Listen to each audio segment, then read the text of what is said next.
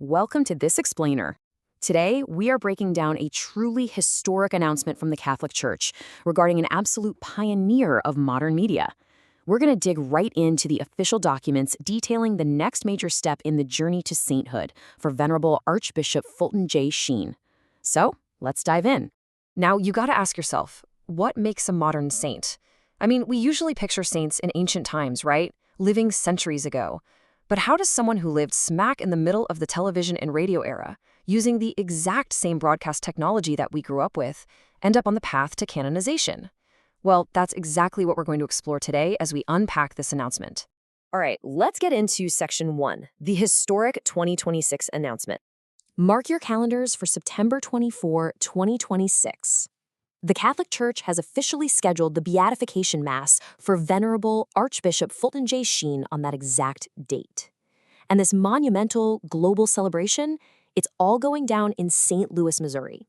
But an event of this massive scale requires a very specific type of leadership. That brings us to the papal delegate, which is essentially a representative of the Holy Father at major ecclesiastical celebrations. Pope Leo XIV has appointed a papal delegate for this specific event.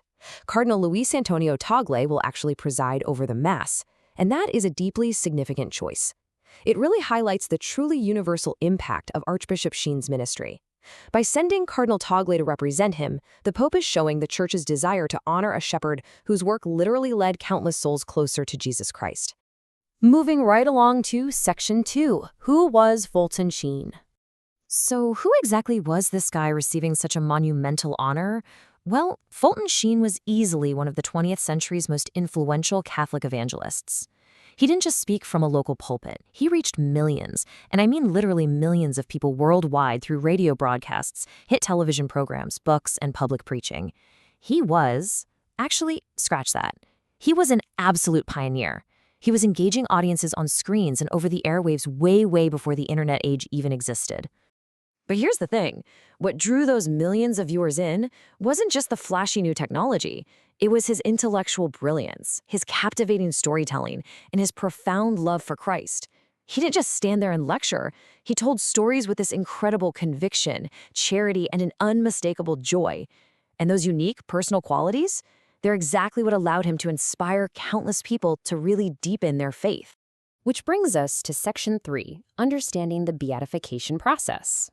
So this whole journey to sainthood, it's a highly structured process. Think of it like a three-step journey. First, an individual's life of heroic virtue is recognized. That's the stage where someone is often called venerable, which is exactly where Sheen currently is. The second and penultimate step is beatification. And then the third and final step is canonization, which is where someone is officially declared a saint. So what does this specific beatification stage actually mean?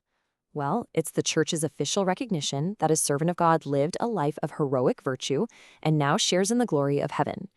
Basically, it's a formal, definitive statement about the absolute holiness of Fulton Sheen's life. And this brings a very practical change for believers. Following the Mass, Fulton Sheen will officially receive the title of Blessed. This new status is a big deal. It elevates him from being a highly respected historical figure to someone who can be officially celebrated and publicly venerated by the faithful in designated regions and communities. Let's wrap things up with Section 4, an enduring digital legacy. The core tenets of his enduring legacy are honestly crystal clear. He tirelessly defended the Catholic faith with absolute clarity and courage. He constantly promoted a deep, personal devotion to the Holy Eucharist, to daily prayer, and to our Blessed Mother. I mean, his entire life was dedicated to preaching Christ and leading souls to the love of God. These definitely weren't just abstract ideas, they were the central beating heart of the messages he broadcast to the world. Now, this comparison is what I find absolutely fascinating. On one side, you have 20th century broadcasting, old school radio and early television. On the other, you have our 21st century digital age, filled with smartphones and social media. Sheen's pioneering use of modern media back then, it provides a direct, brilliant blueprint for proclaiming the gospel today. His example is just so relevant as the Church figures out how to evangelize in this crazy digital age. He proved for sure that you can take the timeless message of faith and deliver it powerfully through the newest technologies available. So, for Catholics around the world, this beatification is obviously a joyful occasion. But it's also a powerful reminder of the call to holiness. We have to ask, how will his example inspire us to live our faith with courage today? Because the journey to sainthood isn't just about honoring the past, it's a challenge for the present. It's a call to use our own God given gifts, maybe even through our modern digital media, to proclaim the gospel, just like Sheen did. I want to leave you with a profound thought from Venerable Fulton J. Sheen himself. He once said, "The greatest love story of all time is contained in a tiny white host." I think that just perfectly captures his brilliance, right? Distilling incredibly deep theology into this beautiful, relatable, and memorable image. So as you look ahead to September 2026, it kind of leaves us wondering, if a 20th century radio host can become a recognized blessed, who is the Fulton Sheen of our current digital age?